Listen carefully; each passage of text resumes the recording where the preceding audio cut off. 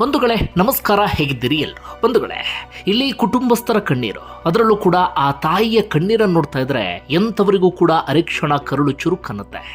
ಬರೀ 22 ವಯಸ್ಸಿಗೆ ತಮ್ಮ ಮಗಳನ್ನ ಕಳ್ಕೊಂಡಿದ್ದಾರೆ, ಅದು ಕೂಡ BMTC ಬಸ್ ಡಿಕ್ಕಿಯಾಗಿ. ಸಹಜವಾಗಿ ಒಂದಷ್ಟು ಪ್ರಶ್ನೆ ಉದ್ಭವ ಆಗುತ್ತೆ, ಈ BMTC ಬಸ್ಸಿಗೆ ಇನ್ನೆಷ್ಟು ಜನ ಬಲಿ ಆಗಬೇಕು ಅಂತ. ಸಹಜವಾದಂಥ ಸಿಟ್ಟು, ಆಕ್ರೋಶ ಎಲ್ರಿಗೂ ಕೂಡ ಬರುತ್ತೆ. 22 ವರ್ಷದ ಮಗಳನ್ನ ಕಳ್ಕೊಂಡಾಗ ಪೋಷಕರ ಪರಿಸ್ಥಿತಿಯನ್ನ ನಾವು ಊಹೆ ಮಾಡಿಕೊಳ್ಳೋಕ್ಕೂ ಕೂಡ ಸಾಧ್ಯ ಆಗ್ತಾ ಇಲ್ಲ. 1 ಕೇಸೋ 2 ಕೇಸೋ 3 ಕೇಸೋ ಆಗಿದ್ರೆ ಎಲ್ಲರೂ ಕೂಡ ಸುಮ್ಮನೆ ಇರ್ತಾ ಇದ್ರು. ಆದರೆ ಪದೇ ಪದೇ ವಾರದಲ್ಲಿ ಇಂತಹ 3-4 ಪ್ರಕರಣವನ್ನು ನಾವು ನೋಡ್ತಾ ಇರ್ತೀವಿ. ರಸ್ತೆ ದಾಟುವ ಸಂದರ್ಭದಲ್ಲಿ ಡಿಕ್ಕಿ ಆಯಿತು, ರಸ್ತೆಯಲ್ಲಿ ಹೋಗುವ ಸಂದರ್ಭದಲ್ಲಿ ಡಿಕ್ಕಿ ಆಯಿತು, ಈ ರೀತಿಯಾಗಿ ಪ್ರಾಣ ಕಳ್ಕೊಂಡ್ರು ಅಂತ. ಹಾಗಾದರೆ BMTC ಬಸ್ಸಿಗೆ ಇನ್ನೆಷ್ಟು ಜನ ಬಲಿ ಆಗಬೇಕು ಹೇಳಿ? ಅವರ ಮಗಳು ಯಾವುದಾದ್ರೂ ಕಾಯಿಲೆಯಿಂದ ಅಥವಾ ಇನ್ನೇನೋ ಆಗಿ ಪ್ರಾಣವನ್ನು ಕಳ್ಕೊಂಡಿದ್ರೆ ಇಷ್ಟು ನೋವಾಗ್ತಿತ್ತೋ ಇಲ್ಲೋ ಗೊತ್ತಿಲ್ಲ. ಆದರೆ ಕಾಲೇಜಿಗೆ ಹೋಗುವ ಸಂದರ್ಭದಲ್ಲಿ BMTC ಬಸ್ ಡಿಕ್ಕಿಯಾಗಿ ಇದ್ದಕ್ಕಿದ್ದ ಹಾಗೆ ಮಗಳು ಇನ್ನಿಲ್ಲ ಅಂದಾಗ ಅವರ ಸಂಕಟ ಇದೆಯಲ್ಲ, ನಾವು ಅದನ್ನು ಹೇಳೋದಕ್ಕೂ ಕೂಡ ಸಾಧ್ಯ ಆಗೋದಿಲ್ಲ. ಏನು ಘಟನೆ ಅನ್ನುವಂಥ ಡೀಟೇಲ್ಸನ್ನು ನಿಮ್ಮ ಮುಂದೆ ಇಡ್ತಾ ಹೋಗ್ತೀನಿ. ಬಂಧುಗಳೇ, ಆಕೆ ಹೆಸರು ಕುಸುಮಿತಾ ಅಂತ, 22 ವಯಸ್ಸು, ಇಂಜಿನಿಯರಿಂಗ್ ಓದ್ತಾ ಇದ್ದಂಥ ವಿದ್ಯಾರ್ಥಿನಿ, 2nd ಇಯರ್ ಇಂಜಿನಿಯರಿಂಗ್. ಆ ಮಲ್ಲೇಶ್ವರಂ ಹರಿಶ್ಚಂದ್ರ ಘಾಟ್ ಎದುರಿನ ರಸ್ತೆ ಇದೆಯಲ್ಲ, ಅದೇ ರಸ್ತೆಯಲ್ಲಿ ಹೆಚ್ಚು ಕಡಿಮೆ 2 ವರ್ಷದಿಂದ ಪ್ರತಿದಿನ ಓಡಾಡುವಂಥ ವಿದ್ಯಾರ್ಥಿನಿ. ಸ್ಕೂಟಿಯಲ್ಲಿ ಹೋಗ್ತಾ ಇದ್ಲು. ಆ ರಸ್ತೆ ಬಗ್ಗೆ ಆಕೆಗೆ ಬಹಳ ಚೆನ್ನಾಗಿ ಗೊತ್ತಿತ್ತು, ಎಲ್ಲ ಹೋಗಬೇಕು ಏನು ಎತ್ತ ಅಂಥೇಳಿ ಪ್ರತಿದಿನ ಒಂದು ಸೈಡ್ಗೆ ಆಕೆ ತನ್ನ ಪಾಡಿಗೆ ತಾನು ಹೋಗ್ತಾ ಇದ್ಲಂತೆ. 2 ವರ್ಷದಿಂದ ಆಕೆಗೆ ಯಾವುದೇ ರೀತಿಯಲ್ಲೂ ಕೂಡ ಸಮಸ್ಯೆ ಆಗಿಲ್ಲ.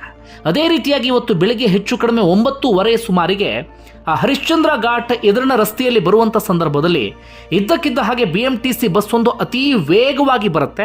ಈಕೆ ರಸ್ತೆಯ ಎಡಭಾಗದಲ್ಲಿ ಒಂದು ಬದಿಗೆ ಇರ್ತಾಳೆ. ಹಿಂದ್ಗಡೆಯಿಂದ BMTC ಬಸ್ಸು ವೇಗವಾಗಿ ಬರುತ್ತೆ. ವೇಗವಾಗಿ ಬಂದಂಥ BMTC ಬಸ್ ಈಕೆಗೆ ಡಿಕ್ಕಿ ಹೊಡೆಯುತ್ತೆ ಒಂದು ಸೈಡಿಗೆ, ಅಂದರೆ ಜಸ್ಟ್ ಟಚ್ ಮಾಡುತ್ತೆ. ಟಚ್ ಮಾಡ್ತಾ ಇದ್ದ ಹಾಗೆ ಈಕೆ ಸ್ಕೂಟಿಯಿಂದ ಕೆಳಗಡೆ ಬೀಳ್ತಾಳೆ. ಬೀಳ್ತಾ ಇದ್ದ ಹಾಗೆ ಆ BMTC ಬಸ್ಸಿನ ಹಿಂಬದಿ ಟೈರ್ ಆಕೆಯ ಮೇಲ್ ಹತ್ತತ್ತೆ. ಅಷ್ಟು ಮಾತ್ರ ಅಲ್ಲ, ಬಸ್ ಹೆಚ್ಚು ಕಡಿಮೆ ಒಂದು 15ರಿಂದ 20 ಮೀಟರ್ಗಳ ದೂರ ಆಕೆನ ಎಳೆದೊಯ್ದು ಬಿಡುತ್ತೆ. ಅದಾದ ಬಳಿಕ ಬಸ್ ಸ್ಟ್ಯಾಂಡ್ನಲ್ಲಿ ನಿಂತಂಥ ಜನ ಎಲ್ಲರೂ ಕೂಡ ಓಡೋಡಿ ಬರ್ತಾರೆ. ಆ ಡ್ರೈವರ್ನ ತರಾಟೆಗೆ ತೆಗೆದುಕೊಳ್ತಾರೆ. ತಕ್ಷಣವೇ ಆ ವಿದ್ಯಾರ್ಥಿನಿಯನ್ನ, ಹಿಂಗಡೆ ಟೈರ್ಗೆ ಆಕೆ ಸಿಕ್ಕಾಕೊಂಡಿದ್ಲು, ಆಕೆಯನ್ನು ಅಲ್ಲಿಂದ ಎತ್ಕೊಳ್ತಾರೆ. ಎತ್ಕೊಂಡು ತಕ್ಷಣವೇ ಅಲ್ಲಿ ಹತ್ತಿರದಲ್ಲಿ ಇದ್ದಂಥ KC ಜನರಲ್ ಆಸ್ಪತ್ರೆ ಕರ್ಕೊಂಡು ಹೋಗಿದ್ದಾರೆ. ಆದರೆ ಆಕೆಯನ್ನು ಉಳಿಸ್ಕೊಳ್ಳೋಕ್ಕೆ ಸಾಧ್ಯ ಆಗಿಲ್ಲ. ಅಷ್ಟೊತ್ತಿನೊಳಗಾಗಿ ಆಕೆ ಪ್ರಾಣ ಹೊರಟೋಗ್ಬಿಟ್ಟಿತ್ತು. ಕಾರಣ ಹಿಂಬದಿಯ ಟೈರ್ ಪೂರ್ಣ ಪ್ರಮಾಣದಲ್ಲಿ ಆಕೆಯ ದೇಹದ ಮೇಲೆ ಹತ್ತಿಬಿಟ್ಟಿತ್ತು. ಅಷ್ಟು ಮಾತ್ರ ಅಲ್ಲ, 15ರಿಂದ 20 ಮೀಟರ್ ದೂರ ಆಕೆಯನ್ನು ಎಳ್ಕೊಂಡು ಹೋದಂಥ ಕಾರಣಕ್ಕಾಗಿ ಆಕೆಯನ್ನು ಉಳಿಸ್ಕೊಳ್ಳೋಕ್ಕೆ ಸಾಧ್ಯ ಆಗಲಿಲ್ಲ. ಆರಂಭದಲ್ಲಿ ಡ್ರೈವರ್ ನನ್ನದೇನೂ ತಪ್ಪಿಲ್ಲ ಅಂತ ಹೇಳಿ ವಾದವನ್ನು ಮಾಡಿದ್ರು. ಆದರೆ CC ಕ್ಯಾಮ್ರಾ ದೃಶ್ಯ ಎಲ್ಲವೂ ಕೂಡ ಸಿಕ್ಕ ಬಳಿಕ ಡ್ರೈವರ್ನ ತಪ್ಪು ಏನು ಅಂತ ಗೊತ್ತಾಗಿದೆ. ಕಾರಣ ಏನಪ್ಪಾ ಅಂದ್ರೆ ಅತಿಯಾದಂಥ ವೇಗ, ಆ ರ್ಯಾಶ್ ಡ್ರೈವಿಂಗ್ನಿಂದಾಗಿ ಇದೀಗ ಆ ಕುಸುಮಿತಾ ಎನ್ನುವಂಥ ಹೆಣ್ಣು ಮಗಳು ಪ್ರಾಣ ಕಳ್ಕೊಳ್ಳುವಂಥ ಪರಿಸ್ಥಿತಿ ಎದುರಾಗಿ ಬಿಟ್ಟಿದೆ. ಒಂದು ವೇಳೆ ಆ ಪೋಷಕರ ಪರಿಸ್ಥಿತಿ ಹೇಗಾಗ್ಬಿಡ, ನಾನು ಆರಂಭದಲ್ಲಿ ಹೇಳಿದ ಹಾಗೆ ಊಹೆ ಮಾಡಿಕೊಳ್ಳೋಕ್ಕೂ ಕೂಡ ಸಾಧ್ಯ ಆಗೋದಿಲ್ಲ. ಈ ಸ್ಟೋರಿಯ ಗಂಭೀರತೆ ಏನು ಅಂತ ನಿಮ್ಗೆ ಅರ್ಥ ಆಗಲಿ ಎನ್ನುವ ಕಾರಣಕ್ಕಾಗಿ ಪೋಷಕರ ವಿಚಾರವನ್ನು ಪದೇ ಪದೇ ಪ್ರಸ್ತಾಪ ಮಾಡ್ತಾ ಇದ್ದೀನಿ. ಯೋಚನೆ ಮಾಡಿ, ಹೆತ್ತು ಹೊತ್ತು ಸಾಕಿ ಸಲಹಿ ಇಂಜಿನಿಯರಿಂಗ್ ಕಾಲೇಜಿಗೆ ಕಳಿಸ್ತಾ ಇರ್ತಾರೆ. ಬೇಕಾದಷ್ಟು ಫೀಸ್ ಎಲ್ಲವನ್ನು ಕೂಡ ಕಟ್ಟಿ 22 ವರ್ಷ ವಯಸ್ಸಾದಂಥ ಸಂದರ್ಭದಲ್ಲಿ ಕಾಲೇಜಿಗೆ ಹೋಗ್ತಿದ್ದಂಥ ಮಗಳು ಇದ್ದಕ್ಕಿದ್ದ ಹಾಗೆ BMTC ಬಸ್ನಿಂದ ಪ್ರಾಣ ಕಳ್ಕೊಂಡ್ರೆ ಅವರ ಪರಿಸ್ಥಿತಿ ಹೇಗಾಗ್ಬೇಡ ಅಂಥೇಳಿ.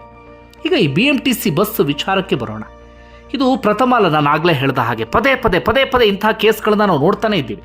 2023 ಒಂದು ಅಂಕಿಅಂಶವನ್ನು ಇಡ್ತೀನಿ, ನೀವೆಲ್ಲರೂ ಕೂಡ ಶಾಕ್ ಆಗ್ತೀರಿ. 2023ರಲ್ಲಿ BMTC ಬಸ್ಗೆ ಬರೋಬ್ಬರಿ 40 ಮಂದಿ ಪ್ರಾಣ ಕಳ್ಕೊಂಡಿದ್ದಾರೆ. 100ಕ್ಕೂ ಅಧಿಕ ಮಂದಿ ಗಾಯಗೊಂಡು ಆಸ್ಪತ್ರೆಯಲ್ಲಿ ಚಿಕಿತ್ಸೆಯನ್ನು ಪಡೆದಿದ್ದಾರೆ. 40 ಮಂದಿಯ ಜೀವವನ್ನು BMTC ಬಸ್ ಬಲಿ ಪಡೆಯುತ್ತೆ ಅಂದರೆ ಅದು ಸಾಮಾನ್ಯವಾದಂಥ ವಿಚಾರವಾ? ಈ ಕಾರಣಕ್ಕಾಗಿ ಒಂದು ತನಿಖೆಯನ್ನು ಕೂಡ ಮಾಡಲಾಗಿತ್ತು. BMTC ಒಳಗಡೆ ಒಂದು ಆಂತರಿಕ ತನಿಖೆ ಕೂಡ ನಡೀತು.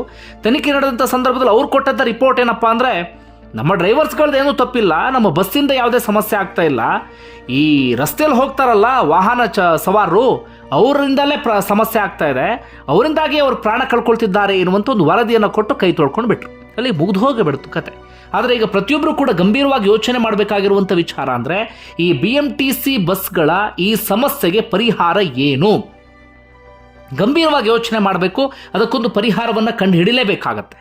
ಒಂದು ಸ್ಪೀಡ್ ಲಿಮಿಟನ್ನು ಫಿಕ್ಸ್ ಮಾಡಬೇಕಾಗತ್ತೆ, ಅಥವಾ ಇನ್ನೇನು ಪರಿಹಾರವನ್ನು ಒದಗಿಸೋಕೆ ಸಾಧ್ಯವೋ ಅಂಥದ್ದೊಂದು ಪರಿಹಾರವನ್ನು ಒದಗಿಸಲೇಬೇಕಾಗತ್ತೆ. ಸದ್ಯ ಕೇಳಿ ಬರ್ತಿರುವಂಥ ಒಂದು ಮಾಹಿತಿಯ ಪ್ರಕಾರ, ಈ ಡ್ರೈವರ್ಸ್ಗಳಿಗೆ ಅಥವಾ ಕಂಡಕ್ಟರ್ಸ್ಗಳಿಗೆ ಟಾರ್ಗೆಟನ್ನು ಕೊಟ್ಟಿರ್ತಾರೆ, ಇಂತಿಷ್ಟು ಸಮಯದೊಳಗಡೆ ನೀವು ಇಂತಿಂತೆಲ್ಲ ರೀಚ್ ಆಗಬೇಕು ಅಂತೇಳಿ. ಹೀಗಾಗಿ ಅತಿಯಾದಂಥ ಒತ್ತಡದಿಂದ ಒಮ್ಮೊಮ್ಮೆ ಡ್ರೈವರ್ಸ್ಗಳು ಆ ರೀತಿಯಾಗಿ ರ್ಯಾಶ್ ಡ್ರೈವಿಂಗನ್ನು ಮಾಡ್ಕೊಂಡು ಹೋಗ್ತಾರೆ ಎನ್ನುವಂಥ ಮಾಹಿತಿಯೂ ಕೂಡ ಇದೆ. ಹಾಗೇನಾದರೂ ಇದ್ದರೆ ಅದಕ್ಕೂ ಕೂಡ ಒಂದು ಪರಿಹಾರವನ್ನು ಕಂಡುಕೊಳ್ಬೇಕಾಗತ್ತೆ. ಇಲ್ಲ ಅಂತ ಆದರೆ ಬೆಂಗಳೂರಿನ ರಸ್ತೆಯಲ್ಲಿ ಜನ ಓಡಾಡೋದಕ್ಕೆ ಭಯಪಡುವಂಥ ಪರಿಸ್ಥಿತಿ ನಿರ್ಮಾಣ ಆಗಿಬಿಟ್ಟಿದೆ. ಎಷ್ಟೋ ಸಂದರ್ಭದಲ್ಲಿ ನಾವು ಬೈಕ್ನಲ್ಲಿ ಹೋಗ್ತಿರ್ತೀವಿ, ಹಿಂದ್ಗಡೆ BMTC ಬಸ್ ಬಂತು ಅಂದರೆ ಆತಂಕಕ್ಕೊಳಗಾಗುವಂಥ ಪರಿಸ್ಥಿತಿ ಎದುರಾಗಿದೆ. ಹಾಗಂದ ಮಾತ್ರ ಎಲ್ಲ ಡ್ರೈವರ್ಸ್ಗಳು ಹಾಗೆ ಇದ್ದಾರೆ, ಎಲ್ಲ ಬಸ್ಸು ಹೀಗೆ ಆಗುತ್ತೆ ಅಂತೆಲ್ಲ. ಅದ್ಭುತವಾದಂಥ ಡ್ರೈವರ್ಸು ಕೂಡ ಇದ್ದಾರೆ, ಅದ್ಭುತವಾಗಿ ಅವರು ಚಾಲನೆ ಮಾಡ್ಕೊಂಡು ಹೋಗ್ತಾರೆ. ಅವರ ಜೀವನದ ಇದರಲ್ಲಿ ಸರ್ವಿಸ್ನಲ್ಲಿ ಒಂದೇ ಒಂದು ಸಣ್ಣ ಟಚ್ ಕೂಡ ಮಾಡಿರೋದಿಲ್ಲ, ಅಷ್ಟು ನೀಟಾಗಿ ಬಸ್ಸನ್ನು ಓಡಿಸ್ಕೊಂಡು ಹೋಗ್ತಿರ್ತಾರೆ.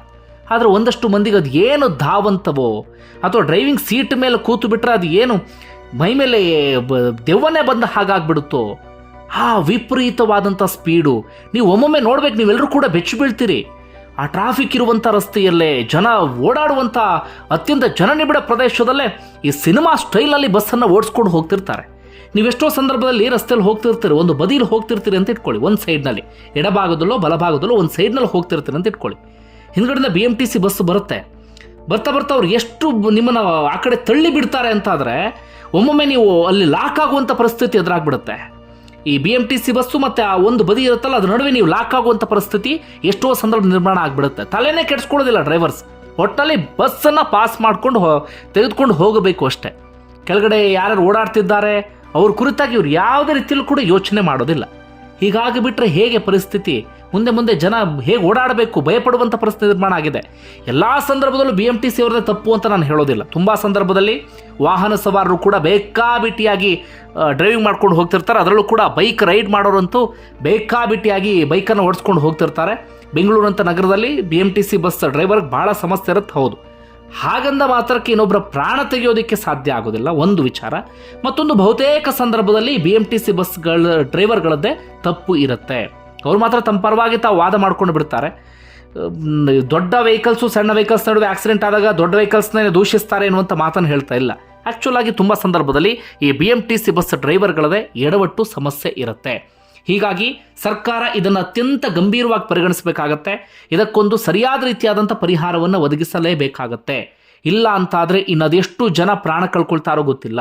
ಕೇವಲ ಈ ವಾರದಲ್ಲೇ 3 ಮಂದಿ BMTCಯಿಂದ ಪ್ರಾಣ ಕಳ್ಕೊಂಡಿದ್ದಾರೆ. ರಸ್ತೆಯಲ್ಲಿ ಓಡಾಡುವಂತಹ ಪಾದಚಾರಿಗಳಿರ್ತಾರೆ ನೋಡಿ, ರಸ್ತೆ ದಾಟುವಂಥ ಸಂದರ್ಭದಲ್ಲಿ ಒಬ್ಬರು ಪ್ರಾಣ ಕಳ್ಕೊಂಡ್ರೆ, ಈ ಬೈಕ್ನಲ್ಲಿ ಹೋಗುವಂಥ ಸಂದರ್ಭದಲ್ಲಿ ಇಬ್ಬರು ಇದೀಗ ಪ್ರಾಣವನ್ನು ಬಿಟ್ಟಿದ್ದಾರೆ. ಒಂದು ವೇಳೆ ನಿಮ್ಗೆ ಏನು ಅನ್ಸುತ್ತೆ ಅದನ್ನು ಕಮೆಂಟ್ ಬಾಕ್ಸಲ್ಲಿ ಮೆನ್ಷನ್ ಮಾಡಿ. ಮತ್ತು BMTC ಬಸ್ನಿಂದ ನಿಮಗೇನಾದರೂ ಸಮಸ್ಯೆ ಆಗಿತ್ತಾ ಅದನ್ನು ಕೂಡ ಕಮೆಂಟ್ ಬಾಕ್ಸಲ್ಲಿ ಮೆನ್ಷನ್ ಮಾಡಿ. ಒಂದು ಜನರಿಗೆ ಗೊತ್ತಾಗಲಿ ಇದರ ಗಂಭೀರತೆ ಎಷ್ಟಿದೆ ಏನು ಎತ್ತ ಅಂತ. ಧನ್ಯವಾದ ಇಲ್ಲಿವರೆಗೆ ವಿಡಿಯೋ ನೋಡಿದ್ದಕ್ಕಾಗಿ.